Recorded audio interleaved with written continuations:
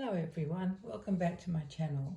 It's the beginning of a new week here, and I thought it might be a good idea if I told you guys how I got into reborning. I've got new subscribers now, plus I haven't talked about it for a long time, so hopefully if you've heard this before, you've forgotten it, it will be new. So I thought we'd come on and just talk about that today. I'm in the mood for a chat. But before I do that, before I start telling you that story, why don't I tell you what you are looking at, or who you are looking at? Oh, isn't that rude? I'm sorry, darling. You're not a what, you're a who. Sorry, that was so naughty of me. Poor little thing, my little sausage. She's not a what, she's a who, isn't she? She's a person. So this is my reborn Laura, who I call Bridie. I made her, well, I hate to admit, but I actually don't know the date that I finished her, put her together. I didn't write it down. I'm such a, I don't know. Anyway, so sometime, I think maybe at the very beginning of this year or at the very end of last year. So she's not even a year old yet. But yeah, she's wearing, I dressed her up very specially today so that we could have this talk about reborns. She seems fairly comfy in it, although it's not very formal, but quite a formal little dress. It's gorgeous. It's pink with white spots on it, and it's got a white lining, which I would call a petticoat, but it's actually just a lining.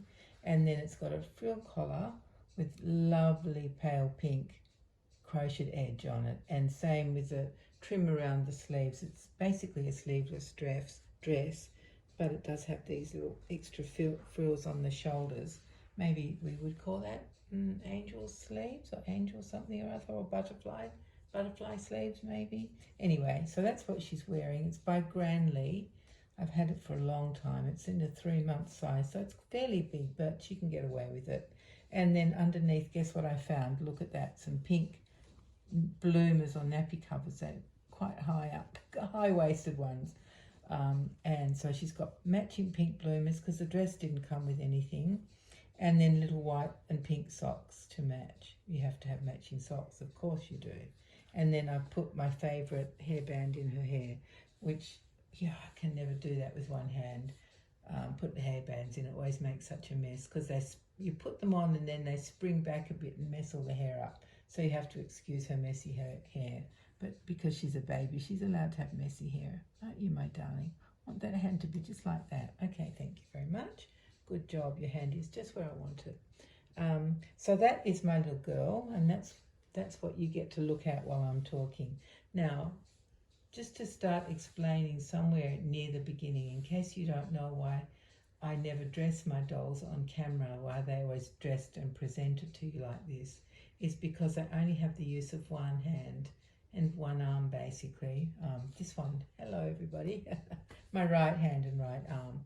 And that is kind of how I got into reborning, but I'll start at the very beginning so that I can explain everything to you.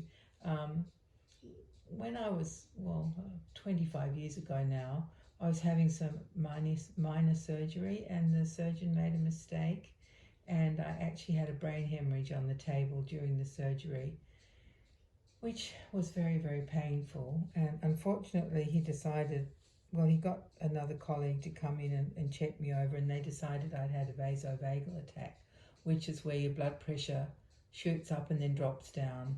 But my blood pressure had become more normal, so they thought I was fine, and they went ahead with my permission. And but unfortunately what had happened was it actually had a brain hemorrhage, and I was in a lot of pain, and I had the option to stay in hospital overnight or go home. Now at that time I had 4 of my children at home. My husband had died some years beforehand, 8 years earlier, and so I needed to get home. So my brother came and picked me up and took me home, and I actually don't remember very much of that night at all. My children were really worried. 3 of them, 1 went off to uni, 2 went off to school, and they got themselves ready. I don't know anything about that, honestly. I can't remember. And then anyway, I don't want to go into any more details, that's just silly. So what what ended up happening was that a day and a half after the brain hemorrhage, I had a massive stroke, and that's why I can't use the left side of my body. I can only use my right side.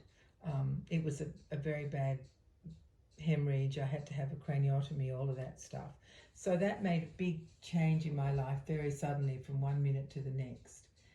What it meant was I had to relearn walking and talking and eating and sitting and the works, you name it, I had to relearn it. And then, of course, once I did get home, I was in a wheelchair, and but they told me I'd always be in a wheelchair. So, you know what it's like. Most people, if you tell them this is what's going to happen to them, they are going to fight as hard as they can for it not to be that way.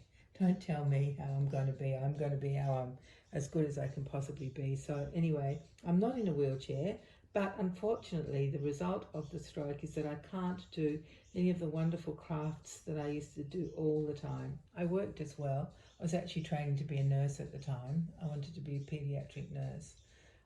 But I was, bringing up our children and working part-time and studying part-time, full-time, studying full-time.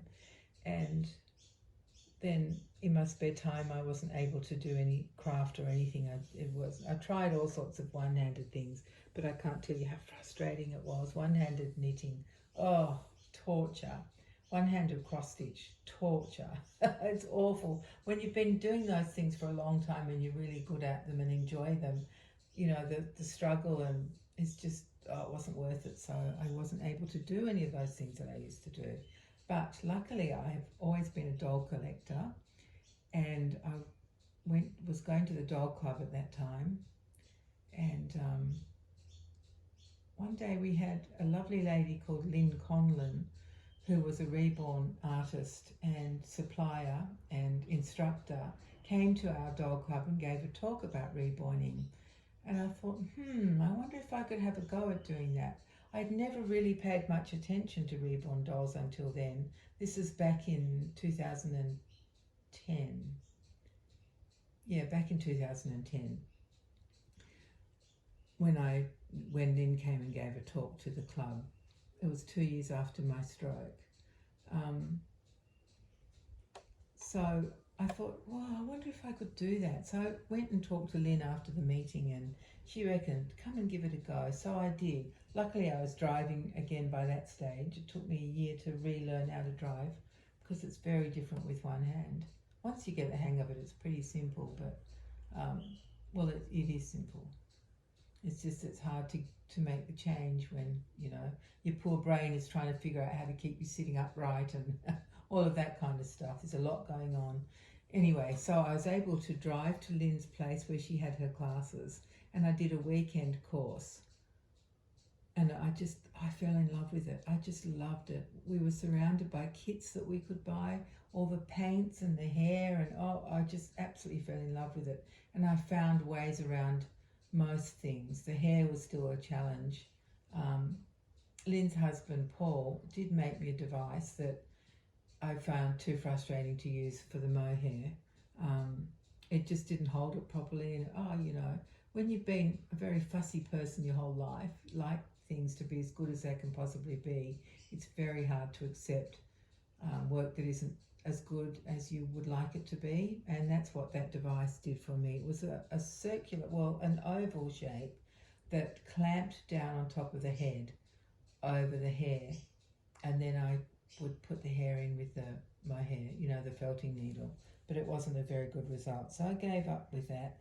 My youngest son made me another interesting device, which was actually pretty good.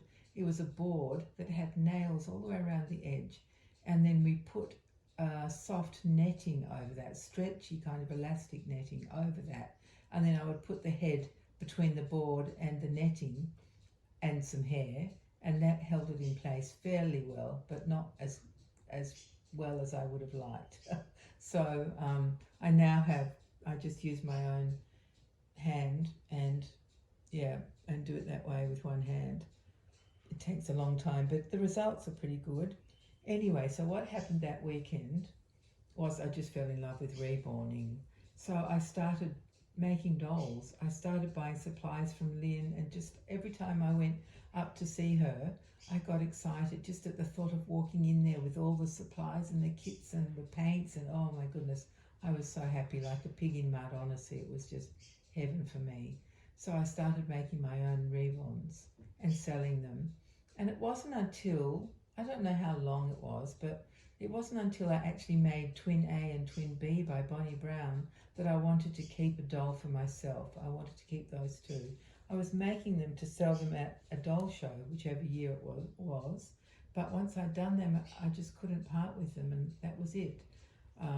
That was it for me. And then, of course, came my Marianne by Natalie Blick, who's my Lottie, and now my Bridie. So I don't have many reborns, but you guys know that I'm a crazy doll collector, and I have hundreds of dolls. They are in my doll room, all set up on shelves and in cabinets and things. So, you know, it's not chaos in there. It's lovely. So when I say I only have 4 reborns, well, just remember how many other dolls I have. A lot. And of course I have lots of accessories and things. So that's really how I got into reborning. It was kind of as a way of having, you know, being able to use my, would you call it my artistic side? My creative side, that's the right word. It was a way of using my creative side, which, you know, is an important part of my life, always has been. I've always made things, made gifts for people, done all sorts of things. Knitting, crocheting, cross-stitch, you name it, I've done it. Even made lead light windows for my house. So, you know, it was a really big blow. Aside from not being able to do anything else that I used to be able to do, well, not anything else, obviously I could do things, but, you know, it was a very sudden, big change in my life. So it was just, I was so happy when I discovered reborning, and Lynn showed me, and I was in a group of, I think there was about 6 of us doing that course that weekend, and that was really fun as well.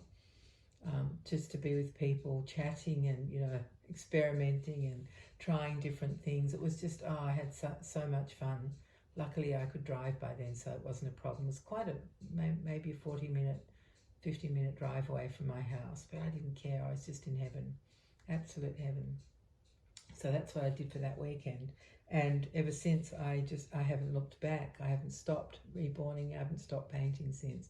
I did have to stop for a time in hospital, and but, you know, of course, during COVID, I was able to reborn. I could, you know, it's just a wonderful thing. So that's basically how I got into reborning and how I got to love reborn dolls. It was really through the art rather than the other way around. I know a lot of people these days collect reborn dolls and then decide to paint them for themselves.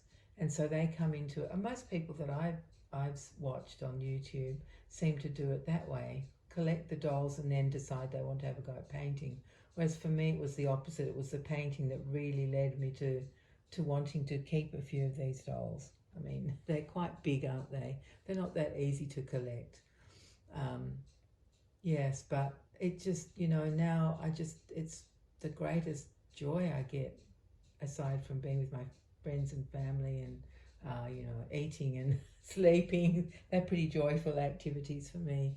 And going out, being with my friends and doll club and all that stuff. But just when I'm at home, really all I want to do, rather than wash the sheets and, you know, vacuum the floor, all that kind of stuff, what I want to do is be sitting and making a doll. I absolutely love it so much. If I could just sit like for 12 hours at a time, I would. Yeah, but the trouble is, life has always, when you're a grown-up, when you're an adult, you're always expected to do so many other things, aren't you? Taking care of all sorts of details all day, every day. And at the moment, because I'm the president of the doll club, there's always, oh, I've got these emails to deal with this afternoon. But I wanted to come on and just talk to you about me and how I got into this hobby, and just a bit more about my life behind the scenes.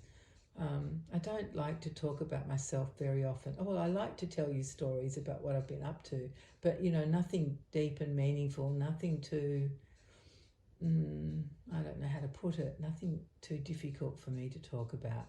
So I thought today I would come on and tell you about my reborning experience, because it was pretty important in my life. It was very important to me and still is.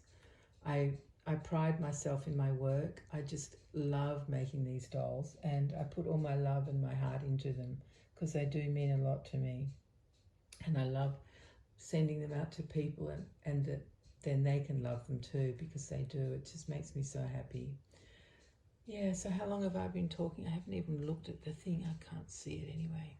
Oh, that's not too bad. All right, well, I will go now that I haven't been talking for too long. It's not too drastic. Hopefully you've had enough time to drop in and have a listen to what I've been telling you.